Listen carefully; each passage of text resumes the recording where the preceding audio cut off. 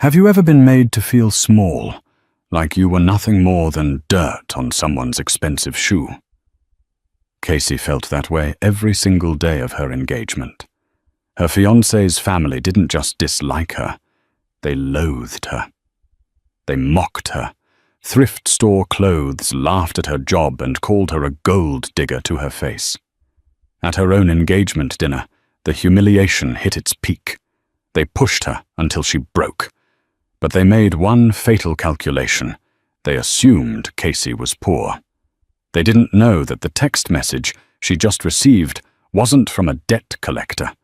It was from the pilot of a $65 million Gulfstream G650ER, waiting on the tarmac with her true identity.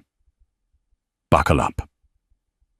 This is the story of how the poor waitress taught a dynasty a lesson they will never forget. The gravel crunched beneath the tires of the 2014 Honda Civic, a sound that seemed deafeningly loud against the hushed, manicured silence of the Sterling estate. Casey gripped the steering wheel until her knuckles turned white.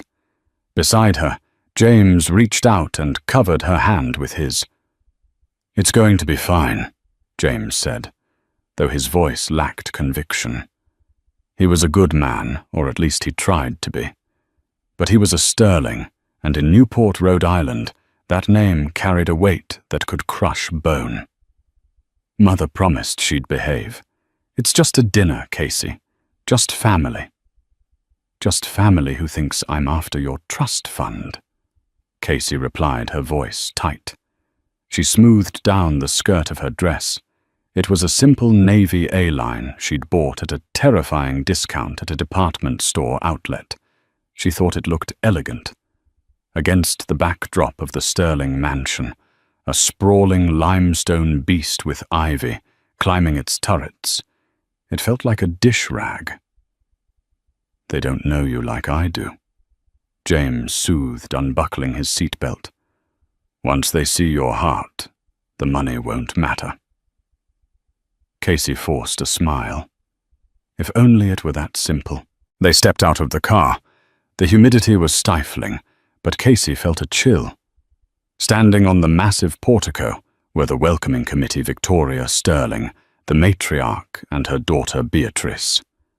Victoria was a woman carved from ice and diamonds.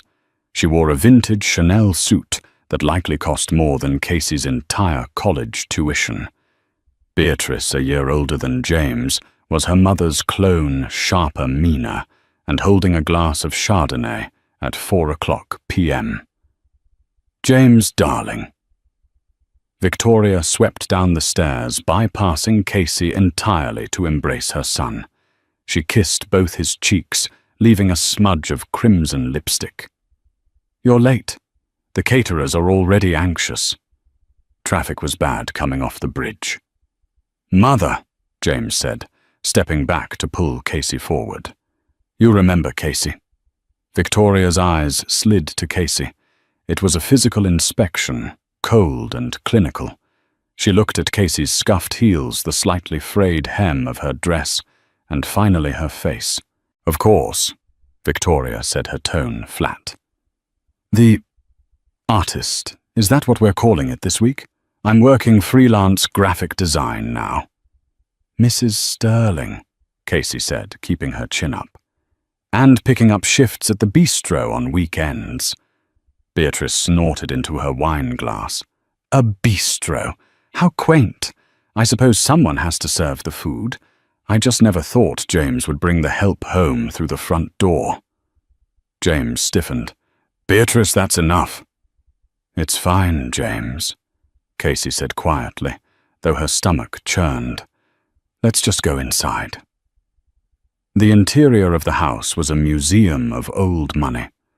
Oil paintings of ancestors who looked constipated lined the halls. The air smelled of beeswax and judgment. As they walked toward the drawing room, Casey felt the familiar weight of her secret pressing against her chest. She wasn't just Casey the waitress. She was Casey Whitmore, the only heir to the Whitmore logistics empire, a global shipping conglomerate that made the sterling family fortune look like pocket change. She had walked away from it all 3 years ago, tired of fake friends and fortune hunters. She wanted to be loved for herself, not her father's private island. She had found James. He was sweet, kind, and seemingly different from the sharks she grew up with. But his family, they were the exact monsters she had run away from. And tonight, she had a terrible feeling the monster was hungry. Dinner was a torture session disguised as a meal. The table was set with silverware so heavy, Casey worried she'd drop it. There were 5 courses each, smaller and more pretentious than the last. Sitting across from Casey was Richard James's father. He was a silent man who communicated mostly in grunts and checks written to make problems go away.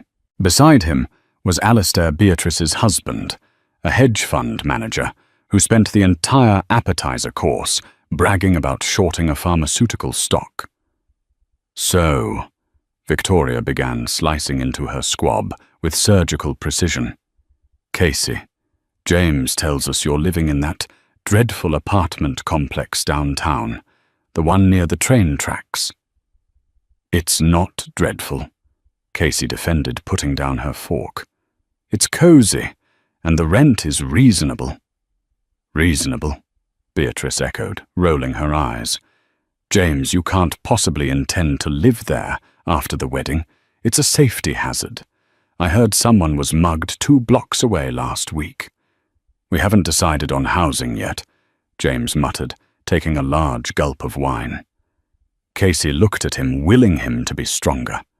To say, I don't care where we live as long as I'm with her. But he didn't. He just looked at his plate.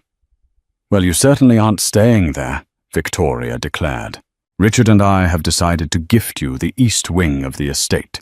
You'll live here, under our supervision. Casey's fork clattered against the china. Mrs. Sterling, that is very generous, but James and I want to build our own life, independently. Victoria laughed, a dry, brittle sound. Independently? With what funds? Dear, your bistro tips. James's allowance. Let's be realistic. You are marrying into this family. You will abide by our standards. We can't have a Sterling living in squalor. It's not squalor. Casey snapped, her patience fraying. It is to us, Beatrice interjected. Actually, Casey said, reaching under her chair for the small bag she had brought. Speaking of the wedding and family, I wanted to give you this, a token of appreciation for hosting tonight. She placed the bag on the table. It was a simple paper gift bag with tissue paper. Victoria looked at it as if it might explode. She pinched the tissue paper and pulled out the object inside. It was a framed watercolor painting. Casey had spent weeks on it. It depicted the Sterling estate garden in full bloom, focusing on the rose bushes Victoria was famously proud of. It was delicate, thoughtful, and deeply personal. Victoria held it up. Silence descended on the table. Did you paint this? Victoria asked. Yes. Casey smiled, hoping for a breakthrough. I know how much you love the roses. Victoria stared at it for another second, then dropped the frame onto the table. It landed with a heavy thud face down. How charmingly rustic, Victoria said, wiping her hands on a napkin as if the painting had soiled them. It looks like something a child would bring home from summer camp. Beatrice burst out laughing. Oh, mother, be nice. She probably couldn't afford a real gift. Art supplies are cheap, right? It's sentimental, Casey whispered, her face burning. Sentimental doesn't pay for the heating bill, dear. Richard spoke up for the first time, his voice gruff. James, is this really the best you could do? A girl who paints pictures and waits tables. She's talented. Dad, James said weakly. She's a liability, Victoria corrected. Casey. Let's stop the charade. We know why you're here. You found a soft-hearted boy with a big inheritance. You want the clothes, the cars, the status. You think a watercolor painting makes you one of us. Victoria reached into her purse and pulled out a checkbook. She scribbled something hastily and tore it out. She slid it across the mahogany table toward Casey. $50,000, Victoria said. Take it. Break the engagement. Leave tonight. And never come back. Casey looked at the check. The zeros stared back at her. You think you can buy me? Casey asked, her voice trembling not with sadness, but with a rising volcanic anger. Everyone has a price, Beatrice sneered. Yours is probably a lot lower than 50 grand, but Mother is feeling generous. Casey looked at James. Are you going to let them talk to me like this? James looked pained. Casey, please. Mom put the check away. Casey, just maybe apologize for the painting. Tell them you'll try harder to fit in. The air left the room. Apologize for the painting. Casey stood up. The chair scraped loudly against the floor. No, she said. Her voice was suddenly steady. The trembling stopped. The waitress was gone. The heiress was waking up. Sit down. You're making a scene, Victoria hissed. I'm done sitting down, Casey said. She picked up the check. $50,000. That's what you think I'm worth. It's more money than you'll see in a lifetime. Beatrice laughed. Casey ripped the check in half, then in quarters. She let the pieces flutter down into her half-eaten soup. I don't want your money, Victoria. I don't want your estate. And sadly, she looked at James, her eyes full of pity. I don't think I want a husband who can't stand up to his own mother. Casey, don't do this, James pleaded, standing up. You're just emotional. I am emotional, James. I'm disappointed. Suddenly, a low, rhythmic vibration buzzed against the table. Casey's phone, face down, next to her water glass, lit up. The screen displayed a name, Captain Halloway, Flight Ops. Casey ignored it. Who's calling you? Beatrice asked, peering at the phone. Debt collector. The phone rang again. Persistent. Casey picked it up. She didn't tap decline. She swiped answer and put it on speaker. This isn't a good time, Casey said into the phone, her eyes locked on Victoria. A crisp British voice filled the silent dining room. The quality of the audio was crystal clear. Miss Whitmore, my apologies for the interruption, the pilot said. But we have a window issue at Teterboro. The flight director wants to know if you'd prefer we bring the Global 7500 to Newport State Airport instead. It's closer to your current location. We can have the car on the tarmac in 20 minutes. The room went dead silent. Victoria froze. Whitmore. Did he say? Whitmore. Newport is fine, Captain, Casey said calmly. And have the ground team ready. I'll be leaving immediately. Copy that, Miss Whitmore. The Global is fueled and catering has been stocked with the 08 Dom Perignon you requested.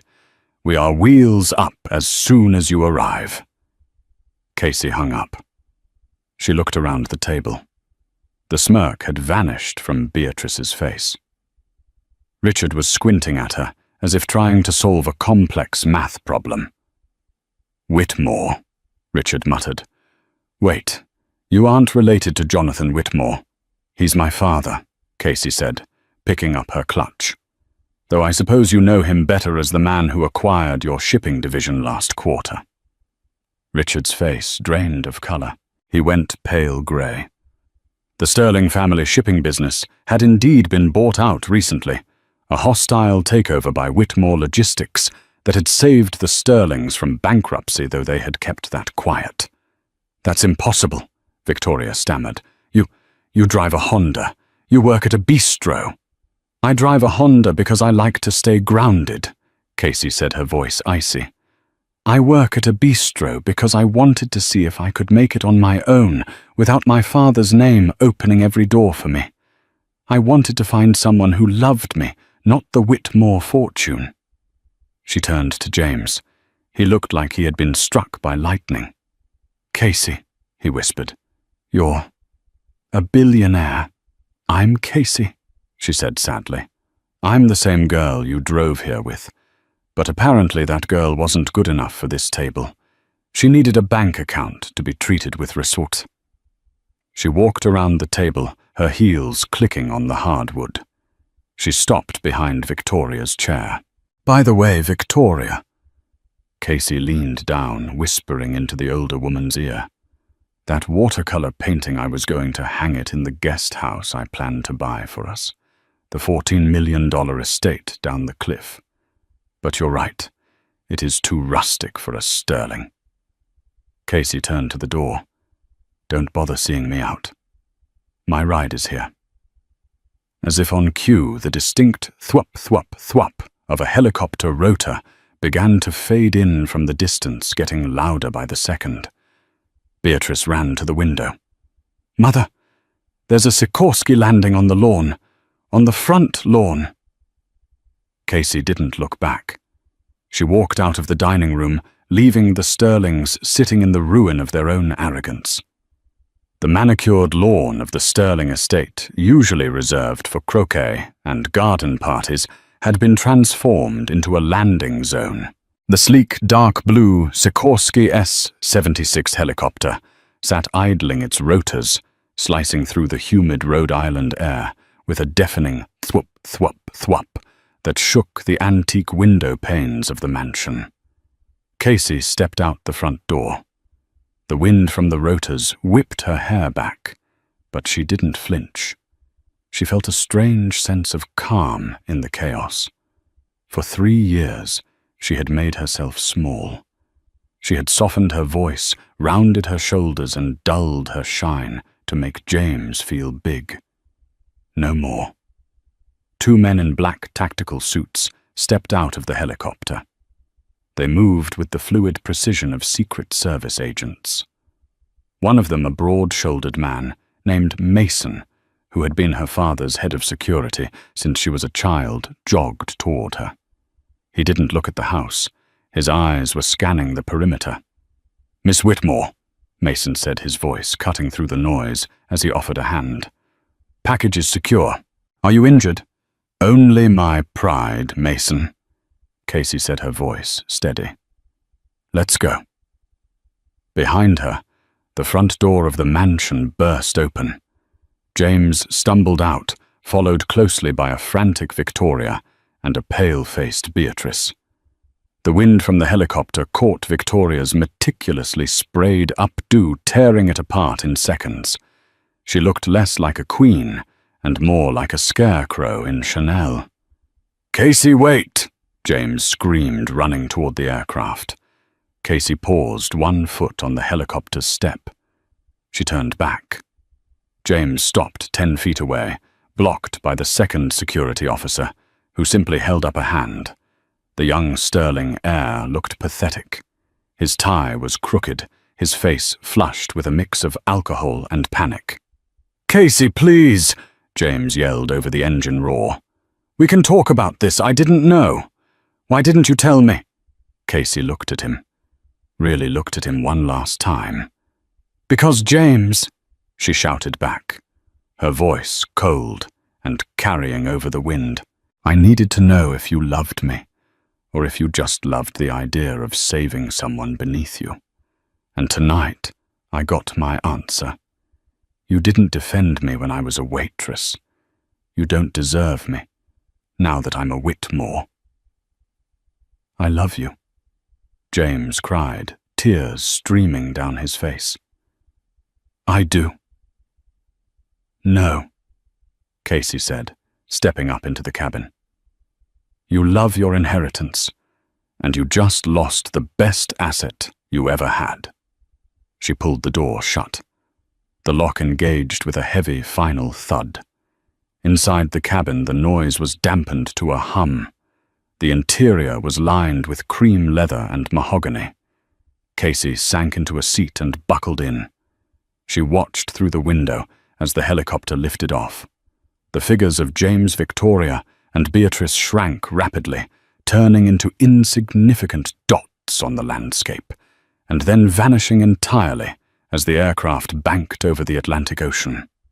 Casey closed her eyes and let out a long, shaky breath. A single tear escaped, tracing a hot line down her cheek. She angrily wiped it away. "We have a flight plan filed for Teterboro, then a transfer to the Global 7500 for London," Mason said from the jump seat, handing her a tablet. "Your father is in Tokyo, but he's been briefed. He sent a message." Casey looked at the tablet. It was a short text from Jonathan Whitmore, head high kid. "Business is business. Come home." Back on the ground, the silence that followed the helicopter's departure was heavier than the noise had been. Victoria Sterling stood in the middle of her ruined flower bed, her heels sinking into the dirt. She was trembling. "Whitmore," Richard Sterling whispered, walking out onto the porch. He looked like he was having a cardiac event. He was clutching his chest, his face grey. "Victoria, do you understand what you just did? She lied to us," Victoria shrieked, trying to regain her composure. "She deceived us, pretending to be a pauper. It's entrapment." "It's a disaster," Richard roared, a vein bulging in his forehead. "Whitmore Logistics owns the majority of our debt, Victoria.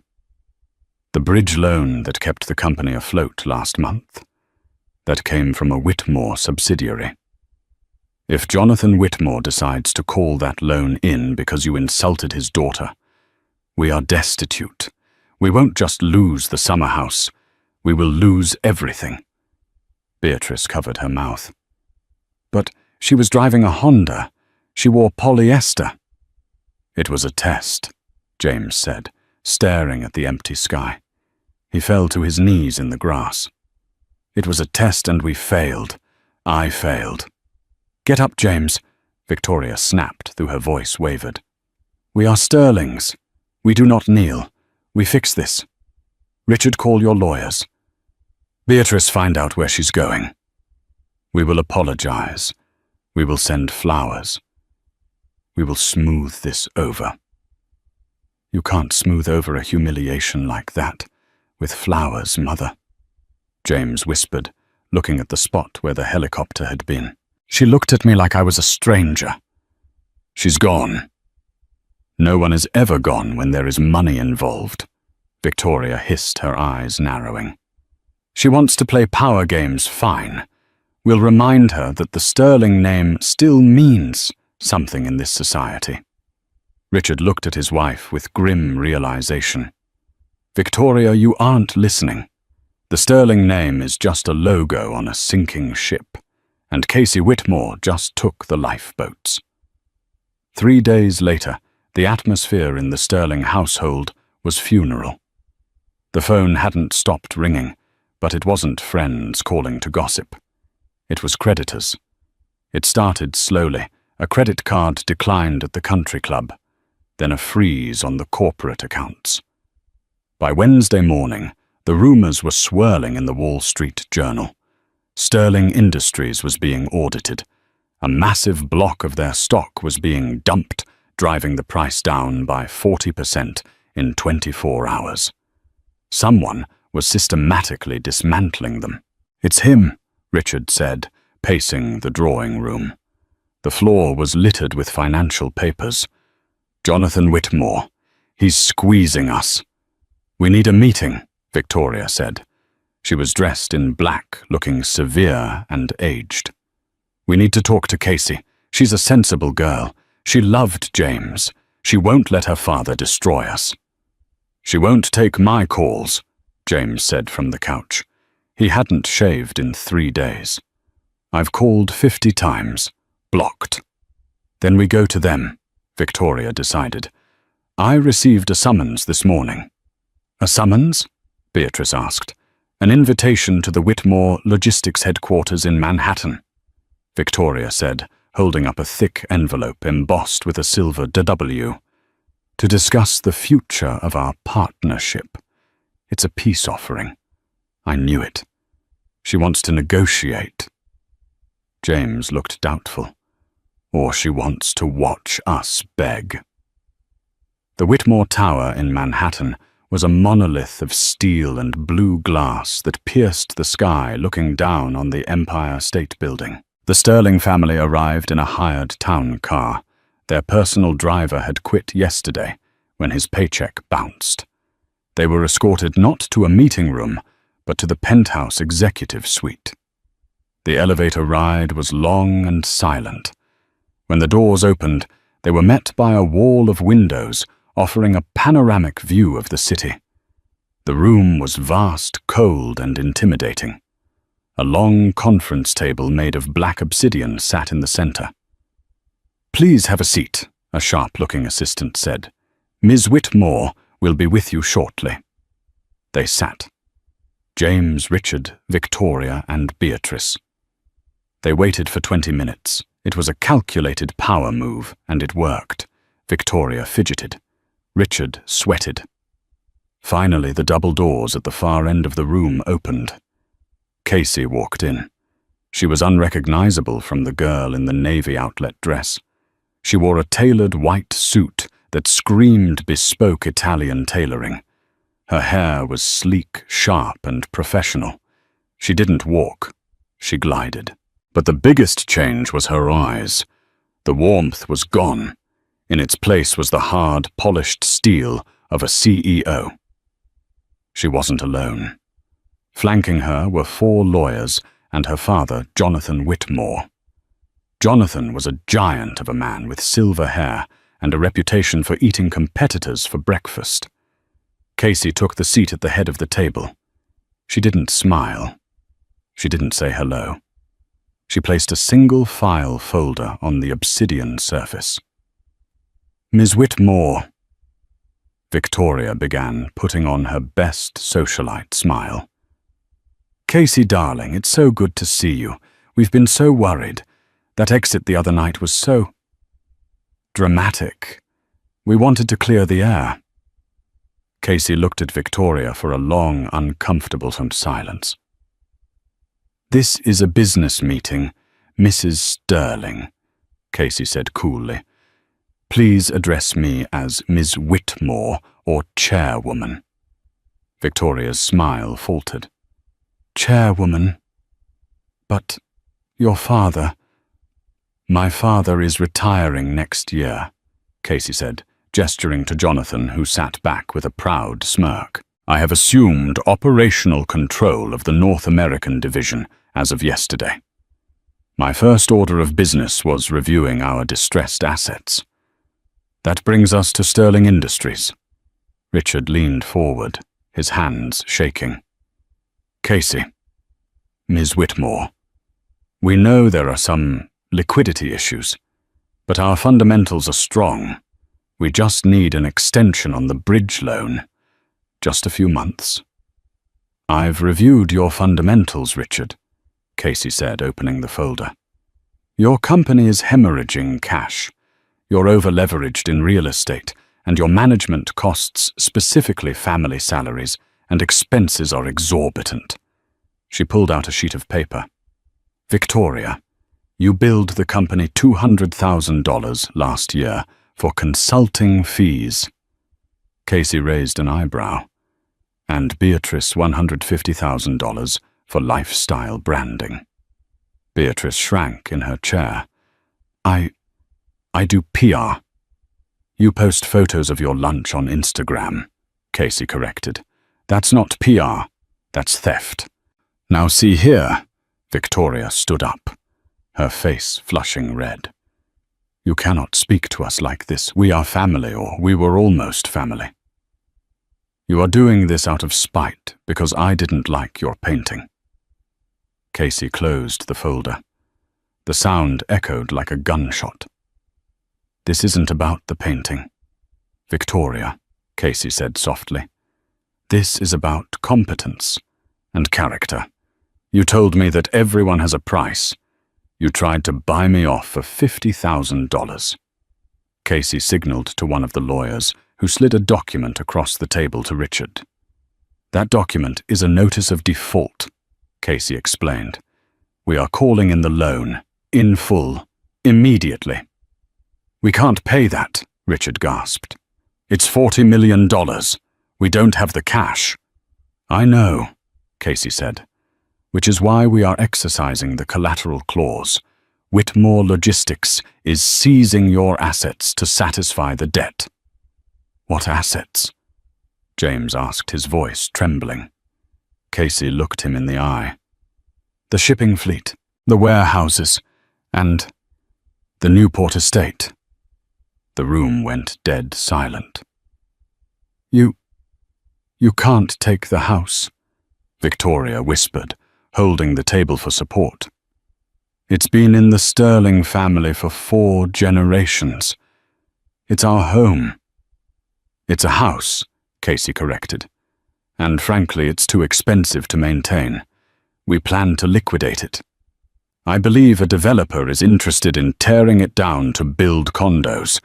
They'll be very reasonable units. Perhaps the kind of place where people like me, the help, can afford to live. You're a monster, Beatrice sobbed. I'm a businesswoman, Casey said, standing up. You mocked my poverty, not realizing that my poverty was a choice. My wealth is a weapon, and you gave me every reason to pull the trigger. Casey, please, James begged, standing up and reaching across the table. Don't do this. I love you. We can start over. I'll leave them. I'll come with you. Casey paused. For a second, her mask slipped. She looked at James with a profound sadness. You had your chance to leave them, James, she said quietly. You sat at that table and watched them tear me apart. You didn't stand up. You just drank your wine. She turned to her father. I'm done here.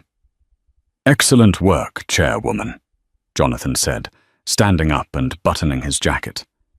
You have 24 hours to vacate the Newport property, Casey said over her shoulder as she walked toward the door.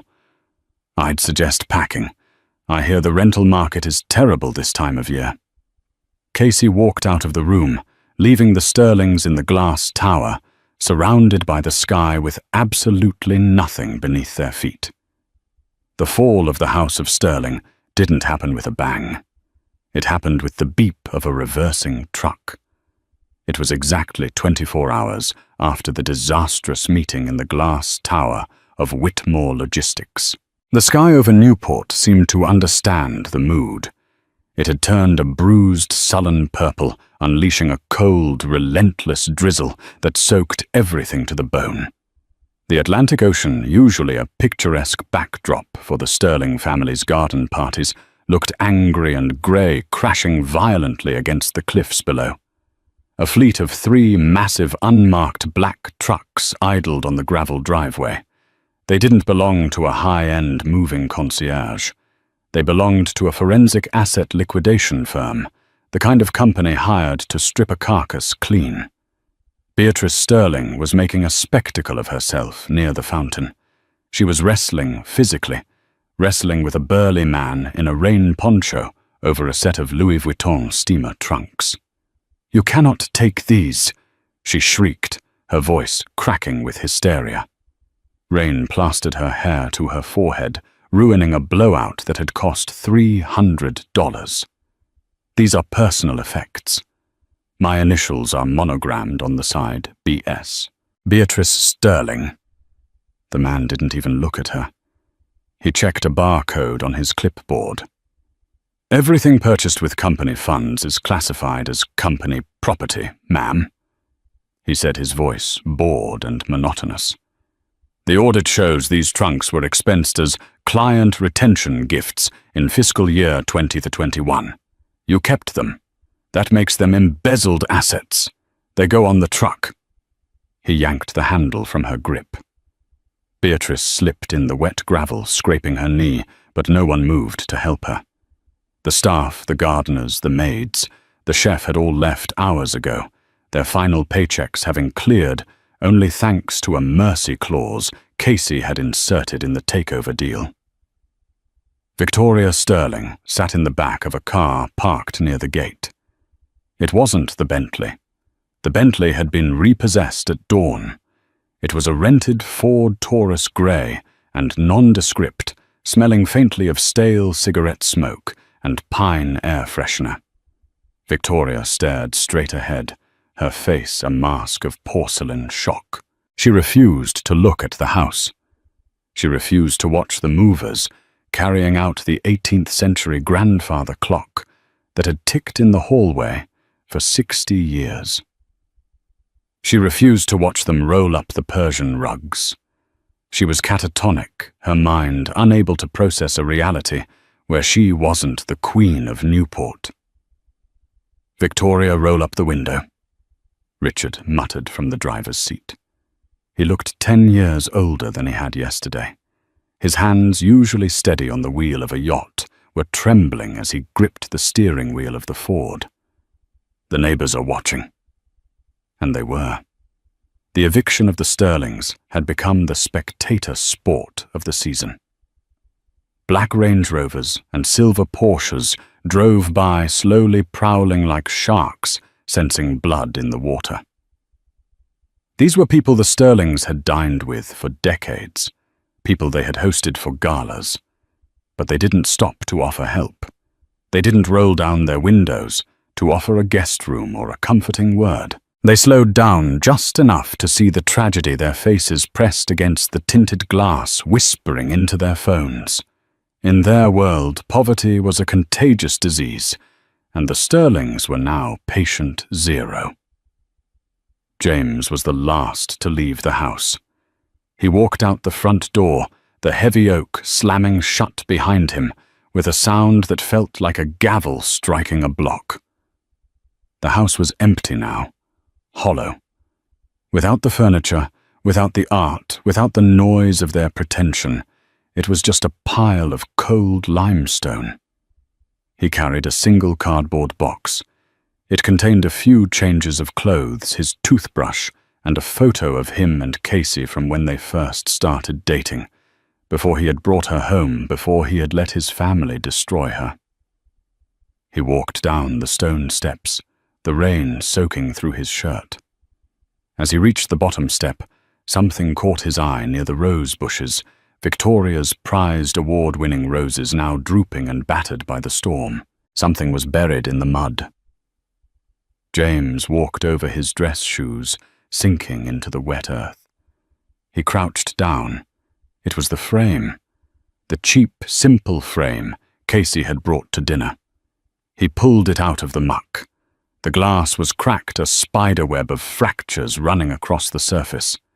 The rain had seeped inside. The watercolor painting, which had been a delicate, vibrant depiction of the garden in bloom, was ruined. The colors had bled together, the pinks of the roses merging with the greens of the ivy into a weeping grey mess. It looked exactly how James felt. He wiped the mud off the glass with his sleeve, smearing the dirt, but clearing a small patch so he could see the signature in the corner. S. Whitmore. "James." "Get in the car," Victoria snapped from the sedan. Her voice was shrill, desperate to flee the scene of her execution. "We have to get to the motel before dark. I won't be seen checking into a motel in daylight." "The motel?" James repeated the word, tasting like ash in his mouth. He tucked the broken painting under his arm, shielding it from the rain with his body, and got into the cramped back seat of the Ford. As they drove away, the iron gates swung shut behind them, locked by a security guard who used to salute James every morning. Today, the guard simply turned his back and lit a cigarette. 2 weeks later, the reality of their new life had settled in like a heavy fog. They were living in a 2-bedroom apartment in a run-down complex on the outskirts of Providence, ironically only a few miles from the dreadful apartment complex Casey used to live in. But this place was worse. The walls were paper-thin, vibrating with the bass of the neighbor's stereo. The hallway smelled of boiled cabbage and mildew. The heating vents rattled like dying engines. The silence between the family members was suffocating. Richard spent his days staring at the television, watching financial news, muttering about market manipulation. Victoria lay in bed with the curtains drawn, claiming she had a migraine, refusing to look at the cheap laminate flooring. James sat at the small, wobbly kitchen table, the blue light of his smartphone illuminating his unshaven face. It had been 14 days, and he had applied to 37 jobs. The result was always the same. Sterling. Related to the Sterling Industries bankruptcy. We aren't hiring at the moment. Your family is a liability. The name that used to open boardroom doors was now a toxic mark. It signaled incompetence, scandal, and failure. His phone buzzed in his hand. A news alert. Whitmore heiress announces new foundation for struggling artists. James's thumb hovered over the screen. He shouldn't click it. He knew it would hurt. He clicked it. A video began to play. It was coverage of a press conference in Manhattan. Casey stood at a podium bathed in camera flashes. She looked breathtaking. She wore a tailored black dress that screamed power and elegance. Her hair was swept back, her makeup flawless. She didn't look like the girl who served tables. She looked like a titan of industry. But it was the person standing next to her that made James's breath catch in his throat. Beside Casey stood a man. He was tall, with broad shoulders and messy sandy blonde hair. He wasn't wearing a suit. He wore a blazer over a t-shirt, looking effortlessly cool. The caption identified him as Ethan Caldwell, a visionary architect known for sustainable housing projects. In the video, Casey laughed at something Ethan whispered to her. It wasn't a polite socialite laugh. It was a real, full-bodied laugh. Ethan looked at her with a mixture of respect and adoration that James realized with a sickening jolt he had never shown her. "She looks rich," Beatrice said. James jumped. Beatrice was standing behind him, peering over his shoulder. She was wearing stained sweatpants, her hair unwashed and tied in a messy knot. She looked hollowed out. "She looks happy." James corrected his voice, quiet. "Do you think—" Beatrice hesitated, chewing on a fingernail. "Do you think if we called her, if we explained how bad it is, Mom needs her medication and we're behind on the rent for this dump, maybe she'd send us something, just a few thousand. It's pocket change to her now." James stared at the phone screen at Casey's radiant smile. He felt a hot, bubbling anger rise in his chest, not at Casey, but at the pathetic creature his sister had become. At the pathetic creatures they all were. He slammed the phone down on the table. The plastic cracked. "Is that all you think about?" James shouted, standing up. The chair scraped loudly against the cheap linoleum. "Money. We lost her because we treated her like garbage. Beatrice, we treated her like she was nothing because her bank account was empty. And now you want to beg her for cash. Asking for money now would just prove every single thing she said about us was right." "We are garbage, James," Beatrice screamed back, tears streaming down her face. "Look at us. Look at this place. We have nothing. We are nobodies." James looked at his sister. He looked at the closed door of his mother's room. He looked at the broken painting, leaning against the wall near the trash can, where he had placed it to dry. "No," James said. He grabbed his coat from the back of the chair. "I'm not a nobody. and I'm done waiting for a handout." "Where are you going?" Beatrice cried. "I'm going to get a job," James said, buttoning his coat. "A real one. I don't care if it's scrubbing floors or pouring concrete. I'm going to work until my hands bleed if I have to. But I am done being a Sterling." He walked out the door into the smelly hallway, leaving the ruins of his family behind, to finally start building something real. 6 months later, the transformation was complete, not just of the building, but of the woman standing at its center. It was a crisp, biting November evening in New York City.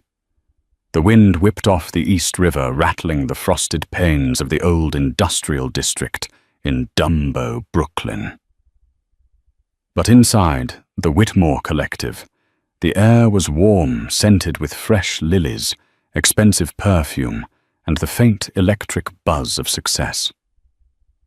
Casey had bought the dilapidated warehouse 3 months prior. It had been a shell of rust and broken glass, much like her heart the night she left Newport. Now it was the crown jewel of the city's art scene, a gallery and non-profit dedicated to funding arts education for underprivileged schools. Tonight was the opening gala. The space was cavernous, with soaring ceilings and exposed brick walls that had been sandblasted to a warm terracotta. The lighting was low and amber, designed to make the art pop and the guests look beautiful. And the guests were beautiful. This wasn't the stuffy, judgmental crowd of the Sterling estate, where lineage mattered more than character. This room was filled with innovators, tech moguls, avant-garde sculptors, and philanthropists who actually cared about the causes they signed checks for. Casey stood near a massive abstract oil painting, holding a flute of sparkling water. She wore a gown of deep, shimmering emerald silk that draped over her frame like liquid gem. It was tailored to perfection, bold and unapologetic. The girl who had once tried to shrink herself to fit into a Honda Civic was gone. In her place was Casey Whitmore, chairwoman, patron, and a woman who finally knew her own dimensions. "You have a look on your face," a deep, warm voice rumbled beside her. Casey turned, her smile widening instinctively. Standing there was Ethan Caldwell. He was wearing a tuxedo, but he wore it with the casual ease of a man who didn't need clothes to define his status. Ethan was a renowned architect, the genius behind the city's new sustainable housing initiative, and the man who had helped Casey redesign this very building. "What kind of look?" Casey asked, tilting her head. "The look of someone who is trying to figure out if the catering staff brought enough of those crab cakes," Ethan teased, offering her a small plate. "I grabbed you two. I know you haven't eaten since the board meeting at 8 a.m. Casey took the plate, grateful. "You know me too well, Ethan." "I'm learning," he said softly. His eyes lingered on her face, not with possession, but with admiration. He didn't look at her like an asset to be managed.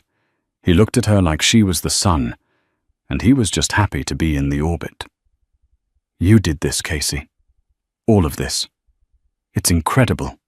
"We did this," she corrected gently, touching his arm. "I couldn't have done the structural renovations without you." "I just drew the lines," Ethan shrugged. "You provided the soul." A sudden commotion at the front entrance broke the moment. The heavy glass doors, usually guarded by the velvet rope, were being blocked. The hum of conversation in the room didn't stop. But Casey's instincts, honed by months of high-stakes corporate warfare, pricked up. She saw Mason, her head of security, step forward. His broad back blocked the view of whoever was trying to enter. He was shaking his head firmly. "Trouble?" Ethan asked, following her gaze. "I don't know," Casey said, handing him her plate. "Stay here. I'll handle it." "Do you want me to come?" "No," Casey said, smoothing her dress. I think I need to do this alone. She walked across the polished concrete floor. The click of her heels was rhythmic, confident. As she approached the entrance, Mason turned. "Miss Whitmore." Mason said, his voice low. "I have an individual here who insists on seeing you. He's not on the list. I've told him to leave, but he claims he has property of yours." "Let him through, Mason," Casey said quietly. Mason hesitated, then stepped aside. The cold wind from the street rushed in, carrying the smell of rain and exhaust, and standing there, shivering slightly in the doorway, was James Sterling. Casey felt her breath hitch, but only for a second. He looked diminished. That was the only word for it. The golden boy of Newport was gone. James had lost at least 15 pounds. His face was gaunt, the cheekbones sharper, his tan faded to a pale winter grey. He wasn't wearing the bespoke suits his mother used to pick out for him. He wore a simple, off-the-rack, button-down shirt that was slightly wrinkled and a pair of trousers that had seen better days. But it was his hands that caught Casey's attention. James, who had never lifted anything heavier than a champagne flute, had hands that were raw red and covered in healing blisters. "Casey," James said. His voice was raspy. He stayed on the threshold, afraid to cross the line into her world. "James?" she replied. Her voice was steady. She searched inside herself for the anger she had felt 6 months ago, the burning rage of the dinner table. It wasn't there. It had burned itself out, leaving only a cool, distant pity. "What are you doing here?" "I saw the article," James said, fumbling with the strap of a canvas bag on his shoulder. "About the opening. I knew I couldn't get a ticket. But I had to come." "If you're here for money, James..." Casey started, her tone hardening slightly. "No," James interjected quickly, holding up his hands. "No. God, no. I'm not here for that. I swear." He took a deep breath, his eyes darting around the opulent room, seeing the success she had built without him. The shame on his face was palpable. "I'm working," he said almost proudly. "Construction, up in Yonkers. It's hard, minimum wage. But I'm learning. I'm paying for my own apartment. It's a studio, and it smells like boiled cabbage, but it's mine. Mum and Dad, they're still blaming everyone else. But I couldn't do it anymore." Casey softened. "I'm glad to hear that, James. Really." "I brought you something," he said. "When the movers came, that day, they were tossing things into the dumpster. I saw this in the mud." He reached into his canvas bag and pulled out a flat rectangular object wrapped in brown butcher paper. He handed it to her with trembling hands. Casey took it. She carefully tore the corner of the paper. It was the watercolor painting. The damage was obvious. The high-quality paper she had used was warped from the rain. The colors of the rose garden had bled together, the pinks and greens, merging into a bruised purple. It wasn't the pristine image she had painted. It was scarred, but it was framed. The frame wasn't the expensive gold leaf of the Sterling estate. It was simple raw pine. The corners were mitered imperfectly, clearly done by hand, by someone who was learning how to use tools for the first time. "I couldn't afford a professional framer," James whispered, looking at his boots. "I did it myself in the evenings. I sanded the wood down. I bought the glass from a hardware store." Casey ran her finger over the rough wood of the frame. "You fixed it." "I tried," James said. He looked up, his eyes wet. "It was the only real thing in that house, Casey.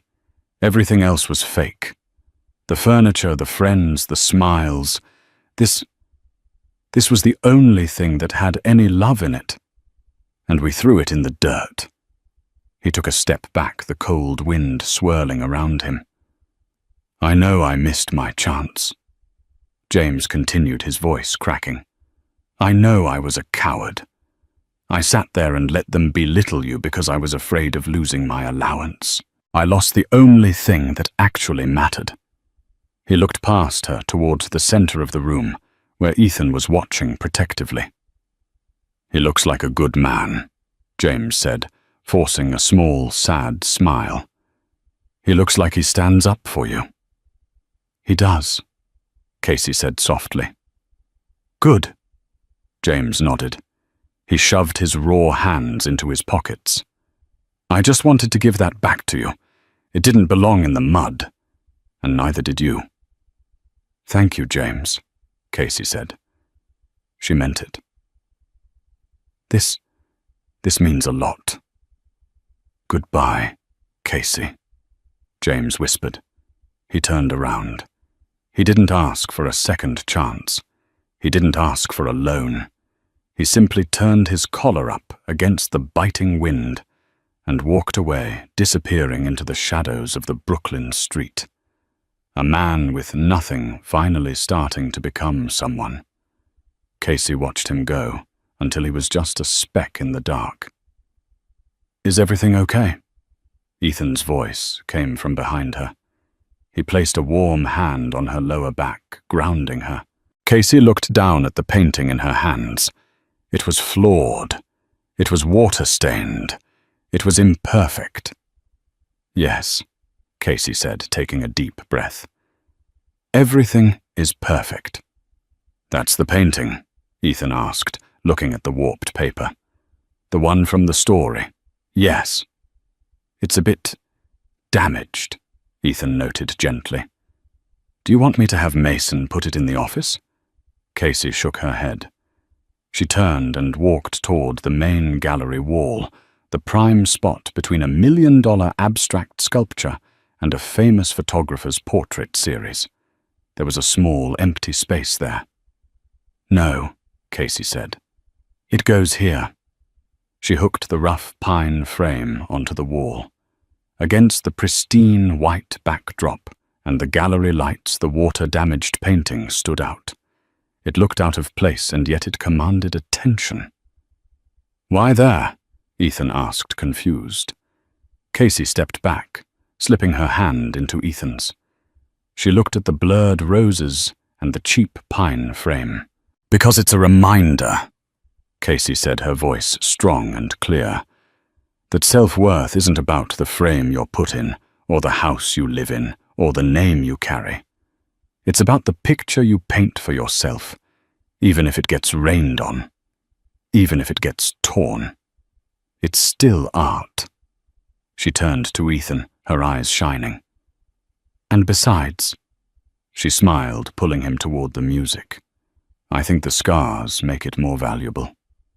As they walked back into the warmth of the party, the little watercolor painting remained on the wall.